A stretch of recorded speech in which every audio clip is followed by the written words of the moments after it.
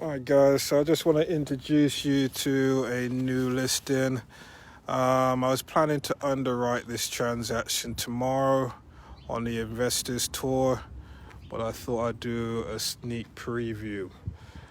So, made a decision, news alert, got to change my way of doing things at the moment. So what I want to do is get hyper focused and only kind of do business with the people that are really serious about changing their lives. So what's happening at the moment is that we're getting a lot of spectators, which is normal. I'd probably say to you 80% of investors will not pull the trigger. So this is what I've been talking to a lot of my retail buyers to say that, look, you could enter the market doing something like this rather trying to take on a full gut rehab, but you got to have the vision to be able to turn this around. So currently at the moment, this unit or this property currently has 2 bedrooms in each unit. I just want to show you the vision, because the vision gets created because I go through a lot of homes per day, per week. I go for at least 100 homes. So when I look at this, I say this is cosmetic rehab. And I want you to just take a look at it, because I've realized that I kind of spoiled some of my clients, meaning that putting everything together for them. And they said that they're rehabbers or investors. Hey man, I love your videos too. They say that they are investors and rehabbers, but they don't want to do any work. And you don't want to be a lazy investor. Like I said, I'm not afraid to tell you that, because what's going to happen is that you're just going to do one deal and done, and that's not going to be enough. So this is one of your short sales, Matt, that Leah's taking care of. So anyone that's got short sale guys, reach out to Matt. It's in Irvington at the moment. This is 32 Rich Street. So let me just give you the vision quickly, and then we'll have a chat afterwards. So currently 2 bedrooms. So look at this. I'm going to take this room here. I'm going to come through this wall and extend this room to here. So we're going to get away with the hallway. So you're going to enter in. Let me just start again. You enter through here. This wall won't be here. That's going to be a bedroom through here. So what I've just done is creating another bedroom, but we're walking into an open plan living room from here. So I've added another 1, 2, 3, 4 feet onto this living room here. Turn to your left. That's going to be a huge bedroom there. Living room, I've extended the additional space by going out there. Bedroom 2, got a lot of stuff in there. Bedroom 3. Okay, now this is not major work. What I like about these types of homes is that if a tenant's recently moved out, it means that it's not major problems, but you got these tenant issues where sometimes they leave the homes in a certain condition.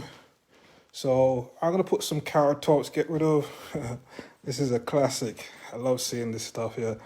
Get rid of this, put in some countertops, tidy up the pantry, some flooring. Let's say I'm in the kitchen for about $5,000, okay? And that's really making it nice. I can go lower, it depends on what spec I'm going for, okay? So something's happened here. It depends if I'm going to salvage this floor, but my attitude is that you might as well just gut it. These are just tiles. Like, what does tiles cost? It costs virtually nothing. So what a lot of rehabbers are doing are keeping these tubs. What's a tub? $150? Gut the whole thing. Got guys that can kick this out for $3.5. If you make it really fancy, vanity, lights and stuff, maybe $5,000, but let's say $3.5. So I'm 8,500. Get rid of the funky carpet. You may get lucky because the floors are sturdy. You might have some brilliant floors underneath.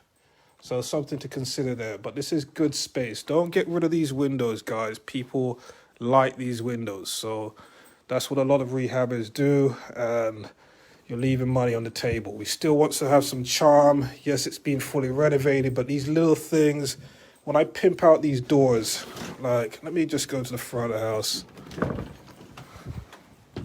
I can restore these doors. Okay, you want to give the house at least a little bit of charm. Okay, you don't want to do everything new. I'll put in another bench there, railings. I'm touching them up. I'm not putting brand new railings. I'm touching them up, making it look good. Windows were looking good so far. Okay, so you want the house to have some charm. You come through. Let's go up to the other unit. So I love these doors. I love old school kind of stuff. I'm a kind of a little bit of hoarder sometimes, but I love to see the charm of a home. Sometimes I feel that homes are sometimes over rehabbed. I like these strong, sturdy doors. So we're in the second apartment now. So I'm doing the same thing like what I did downstairs. You probably can't see. This door here is potentially a bedroom going to the other side. I'm going to start my living room from this step here. So we back up. How many feet is that? Let's say that's another 2 or 3 feet. So we're going to walk into the living room, some additional space. Now, that indicates to me we've had a bit of a flood issue. But guess what I'm going to do? Through that door that I just showed you a while ago, which is right here, I'm coming through here. I'm either coming through here for a little kid's room. I've got the window, that's one bedroom. And then we're standing currently in bedroom number 2. All right. Currently in the living room. So that's 1, 2, 3, 4. So now I've just maximized the space. Now, think about what the comp is going to do now. Now that I've created additional rooms. Hey, you love the wallpaper? What do you think about the wallpaper, Matt? This is classical stuff. I don't think you can even buy this anymore. Yeah, so kitchen, same thing I do downstairs, get it tidied up. So I've created 4 rooms out of here. Now, depending if I'm feeling kind of creative, I might not create that additional room, okay? It really depends on how the budget is. So if I'm not going to create that additional room, guess what this is going to be? This is going to be a master bedroom, and then you're going to walk into a beautiful ensuite bathroom here. So realistically, that's what I would do to create the higher comp instead of the bedroom. It really depends on what the numbers are in regards to the rehab itself. So that's how I've maximized the space. Now, we've got a roof issue, so we'll do the roof anyway. But like I said, the smell tells me that people like the carpet. I'll tell you, this is probably the thing back in the day. Shaggy. These carpets are thick. Anyway, so just want to show you that. Now, anyone that knows me, I've got a bit of a tendency to ignore the other parts of the house. I love to see the basements. That's where I like to see the mechanicals. Now, this is a space that you got outside. Not sure if I'm going to recreate the garage. I'd probably hit it down and just create space and leave it for the new owner to do. But everything around here is pretty solid. You've seen me go through a lot of homes where I'm either falling through the floorboards, the house is sat for too long. So you've got some new windows here to help with the rehab.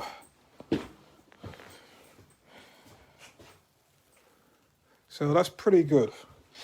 So I want to go in the basement because that's where you can lose your shirt if you don't know what you're doing. Crap, I haven't got any lights with me at the moment. There was lights here. Alright, so let's see if we can do something. Okay, can't get the lights on. I'll come back and do it tomorrow.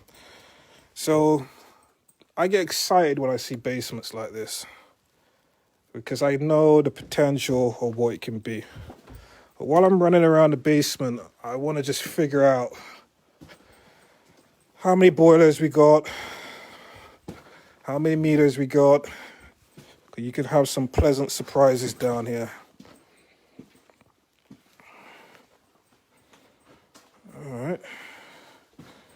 So, not sure if that's salvageable, but we could take a look. It's looking reasonably well. You're gonna need a new tank, so that's cool. This is the part where I was looking at. I need to get my electric guys to take a look at it. But in regards to the density of this space, a lot could be done here, and it's dry. Got French drain going on down here as well. So, for me personally, and this is what I keep on trying to show my investors, that you've got to have the vision. You've got to have the vision to be able to maximize the space. You've got to have the vision to know that you're not overspending in areas that it's not cost effective. You've got to have the vision to make sure there's functionality throughout the home. So that's something that's very important. But you also have to understand that real estate is not a short-term investment, because I keep on having words with some of my clients that the mindset has to change, guys. Like, a lot of people want to make $1 million off one deal, which just confuses me, like, really does. Or they just feel that I should make 100,000 without doing nothing at all. So this is the exterior, and like I said, this is a good space, a very good space. You know, you can see a lot of people be happy out here. It's a very quiet street as well. See a few homes being rehabbed on the street as well.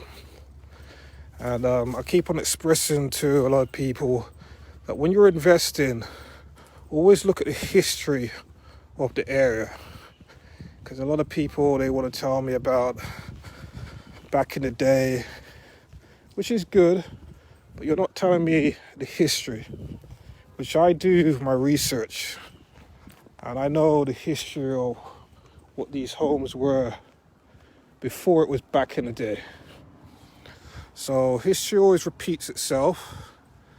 And like I've said to you before, many people have not learnt from Brooklyn and Harlem and those areas. They're spectators, and you're going to get pushed out of the market.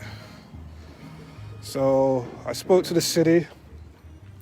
I was doing closings and my taxes were jumping up on me just before closing. I almost had the taxes double on me prior to closing. Let's lock up everything before I leave. And they explained to me that, Darrell, we don't have the amount of businesses that Newark has. And he gave me a pretty good argument about why taxes are going to be the way they are. Look at Maplewood. It isn't far away from here. Like, there's not enough opportunities in Maplewood, and some people can't afford Maplewood. So where do you think they're going to be coming? So look at what surrounds these areas. I do understand the issues of the last credit crunch and what happened, and I get these stories every day. Like, I'm meeting people that used to buy like 6 of these a day, I was like, wow, that's why these areas are one of the highest foreclosure areas in America.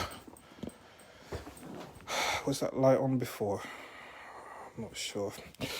Yeah, so just giving you a little bit of information. So let's talk about after repair value now. Now, no one knows what the market's going to turn to. If they did, they'd be a billionaire by now. No one knows. Yes, I do believe there has to be a correction in the market. I know it's going to upset a lot of people, but it is. And these are all the signs before the correction where it just heats up. And that's what's happening right now. COVID has made these places very attractive. Like I got a bus from here that takes me directly to New York Port Authority in 30 minutes. That's attractive. And if we have a next shutdown, and I believe that we probably will, because that's what we're gearing up for in Europe at the moment, or we already started to do that in towns in the UK, just because of the spike, that's going to make the market even more intense than what it is right now. Because I'll tell you this, my New York clients are extremely aggressive. They'll write the contract on the car and give me the money right there and then. Whereas my New Jersey buyers, they're, I have to get my contractor. Where these guys know they're coming from Queens and Brooklyns, and they know that they can't even get 1/3 of this from where they are. So for them, it's a no-brainer. It's just simple. Where do they sign? So that's really what I'm explaining to a lot of people that they're going to have to compete with. And trust me, they have some solid incomes, very solid incomes. And that's creating a micro bubble that in adversity, these areas are going to jump again. Because how many places can you go and buy a house and your tenant's paying virtually a lot of your mortgage? You know, there's not many places like that. So what I'm saying to you is that read the markets, read the trends. Sometimes I'm going to homes and I'm thinking, wow, I could have got this for $90,000. I wish I locked up all of those deals. What I'm doing right now is just grabbing everything. I don't care if it cash flows and it can be set up, because these houses are going to be worth well over $500,000 easy very soon. Easy. And what it is, when you look at the rental incomes, or we have the dip in the market and people lose their jobs and have to go on rent, what do you think is going to happen to rental? Especially people are moving over here to rent and they're paying. I've got New Yorkers bringing their tenants from New York and they're charging them like $2,200 for an apartment that someone in New Jersey would pay $1,600. So this is what's happening right now in real time. And you see me put the clients on the video to show you that this is what's happening. So if you sit down and spectate, you're going to get priced out. Okay, so I just want to share this with you. This is number 32 Rich Street in Irvington, on the market, short sell. Let me know. Speak to you soon.